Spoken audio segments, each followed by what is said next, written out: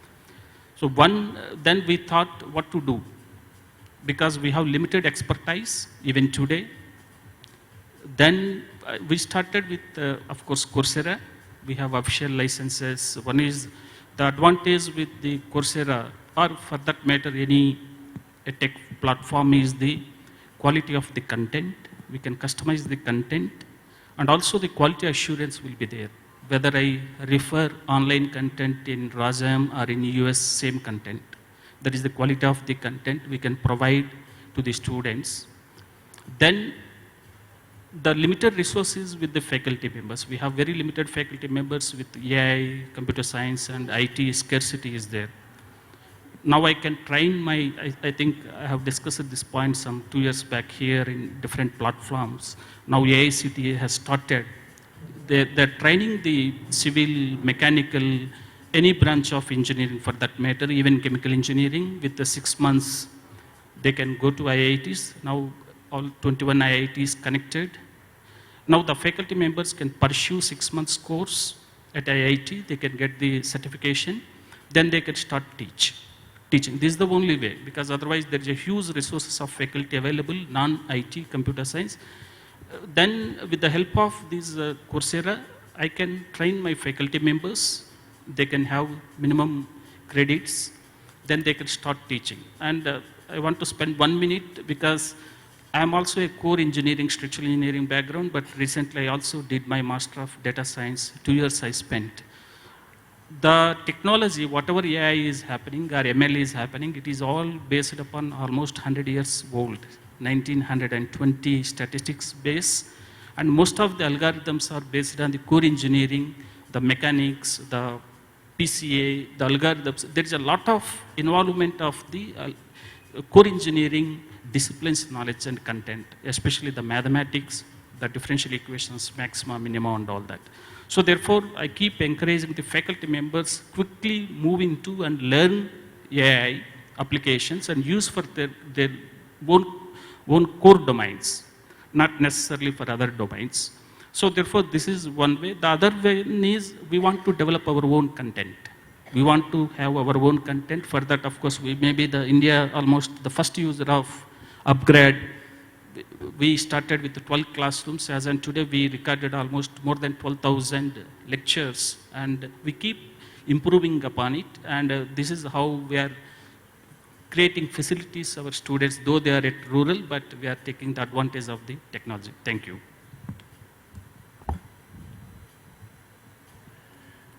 Good afternoon, everyone. So whenever we talk about EdTech, the first thing that comes to our mind is Coursera or upGrad and the likes. That's true, but it's not all. So this EdTech, we need to understand first the landscape. So when it comes to learning management system, where you assign the courses, where the syllabus and all that are there, so that's where we have Moodle. We use Moodle extensively. There are other tools like Blackboards and all that. Then we need to also enable the collaboration aspects. So mind it that all EdTech tools does not give you everything. So for that collaboration aspects, many use Google Classroom. We use Microsoft Teams, and we have been using it, and it has been quite successful at our place.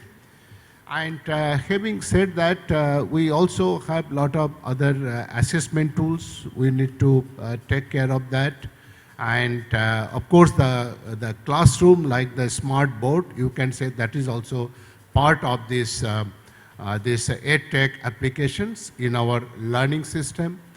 And also there are EdTech learning platform, learning software rather I would say, or maybe the platform. So that is where like Khan Academy and Udemy, Coursera, we extensively use that. How do we use that? Suppose there is a course where only 10 students have enrolled, so we don't discourage them. So that is where we bring this Coursera or Udemy intervention as well as our teachers' intervention. There is a course like say cyber security. So I do not have a faculty who can teach cyber security. So we have a guest faculty on cyber security. We have a coordinating faculty from our end who teaches digital technology, and so she handles that. And we have this Coursera course on cyber security. So it's a mix and match. And So EdTech, basically learning management system that you need to look at, the assessment tools, you need to look at the classroom facilities like the smart board and all that, and you need to look at the collaboration aspects like Teams, Microsoft Teams and Google this Workplace, and you also have this kind of learning management platform like Coursera, Udemy. Like say for digital marketing, if I have just 20 sessions to do, then I want to spend more time on strategic aspects and then leave some of the other elements to Udemy or Coursera digital marketing subjects. So that's how we have integrated this EdTech tools into our curriculum. Now what EdTech tool is successful? So that depends on the generation that we are teaching. So in the classroom, presently the generation we are teaching is the Gen Z. They need a lot of fun, okay? They are not so disciplined, and that is not the trend only in India or in South, that is the trend in Chicago, in Ahmedabad, everywhere. That attention span has come down. So that is where we have like in my institute, we have some gamification that we are using, gamification tools like FRPA, that subjects is there, this financial reporting tool. So that is where we use a lot of gamification elements. So gamification and building fun element into the learning is again another aspect that we are following. The other one, like when it comes to my learning, so even I also refer to Coursera for my upgrades, okay, knowledge upgrades. So that is a different way of looking at it. But when it is Gen Z, so this type of learning management system or remote learning usually does not work because they do not have the attention span. They want to do things very quickly, and they are not at all serious. We call it sad generation. So they need to be treated a little differently. They need a lot of intervention, a lot of supervision. And if you leave them unsupervised, they will just do it for the certificate sake. The other one is that the institute's vision, institute's positioning. Different institute has different positioning. Some institute is working on masses. They want some 3,000, 4,000, 5,000 enrollments. Like when it comes to my institute, I have only 120 student cohort in MBA. I'm planning to increase it to 240. So it's a boutique institute, new technology application. So in that case, my priority is to use a lot of simulation tools. So whether it is operations management, financials, and everywhere we use extensive like CAPSIM simulation. You will find we are consistently globally winning this first, second or third place global CAPSIM competitions. So simulations become an integral part of our course curriculum, like operations. Now again, it is like O9 solutions, so their curriculum is integral to it.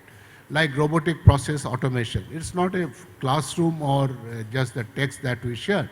But again, in robotic process automation, we have the specific tools, the instances of that company that we got.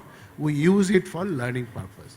So it again depends on the learning journey, learner's journey, the generation of the learner, my generation, baby boomer generation, Gen Z, or maybe the upcoming Alpha G, and again the institute priority. So based on that, we have to do a mix and match of the tools, EdTech tools. So that's my quick, understanding I can share. Thank you. Okay, members. But what I request is from the audience, if there are any questions for any other panel members, maybe 1 or 2 questions we can entertain.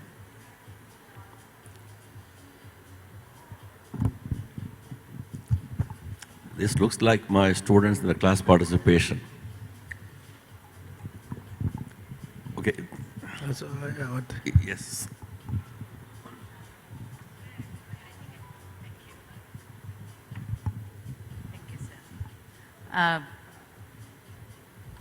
Thank you for your thoughts. A question that I have is, a lot has been spoken about,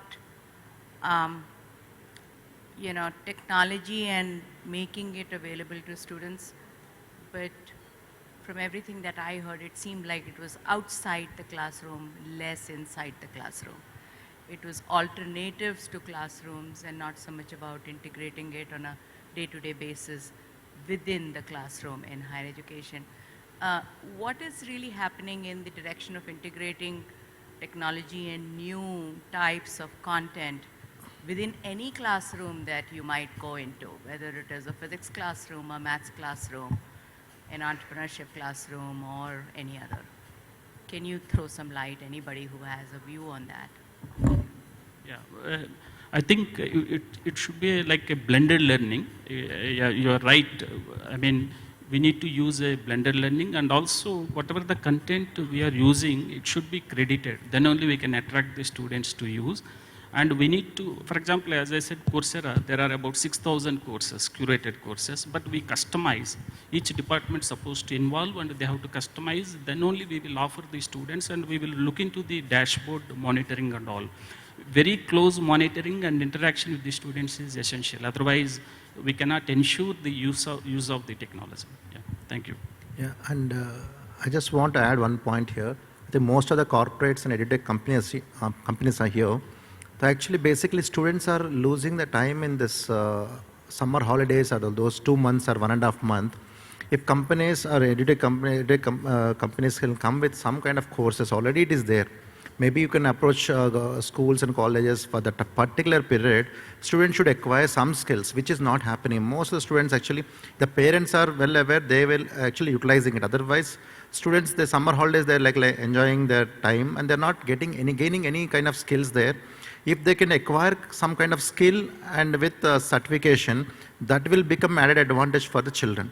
So maybe thinking in those lines and coming into the approaching the schools or government, it will help actually really, because that is a crucial time students are not using it. That is the reason if you see most of the graduates, they come for jobs, even government also people, they come for references and all this. They don't have a basic computer skills or MS Office or anything. So these drafting skills, speaking skills, communication, they should acquire in those period, and the companies like online platforms or tools should be helpful for them to get some kind of certification and acquire those skills. Thank you so much. If anyone is interested to do something with Andhra government, please reach out to me. I'm happy to support. We look forward, more technology should come because we have a visionary Chief Minister is there for us. We are happy to host you also. Thank you so much. Jai Hind. Okay, thank you very much. I think we just reached the time up. Okay. Maybe one question. Thank you, sir. Hello, everybody. I'm Professor G. Mary Sunanda, working at Dr. B.R. Ambedkar Open University for Department of Education. And we give training to the in-service teachers, SGT teachers. They come to us to upgrade their skills and qualifications in the form of BEd General. And I agree with the sir who just now made a comment. Sir, this is about talking about preschool children, primary children and high school children, sir, how to bring the technology at their doorsteps. They are so much addicted to teachers, parents. This is a very big issue. I am speaking to you all in 2 sentences, but to them, how to make them to learn everything, lifelong learning, because they think that 8th class story is not connected to 9th class, and these two are not connected to 10th class examination. Sir, with this I would like to ask you to give some suggestions, sir. I agree with you, sir. Thank you for giving me this opportunity. Thank you, sir. Whom you're asking, ma'am, that question is related? For me? Okay. So your question is so long. Can you make it a simple? I think from what I understand, she is talking about, from elementary school to middle school, like, how technology, right, accessibility is one issue. I think, again, the integration, what is done in the 8th is not connected to 9th, and what is done in 9th is not connected. I'll answer, I'll meet you, ma'am. Personally, I think time is not there. I'll meet you now. I'll brief you also this. But anyway, students and all habituated teachers, that is the approach we have. But you have to take, change is inevitable. One has to change latest technology, but at the end of the day, teacher is teacher. Thank you.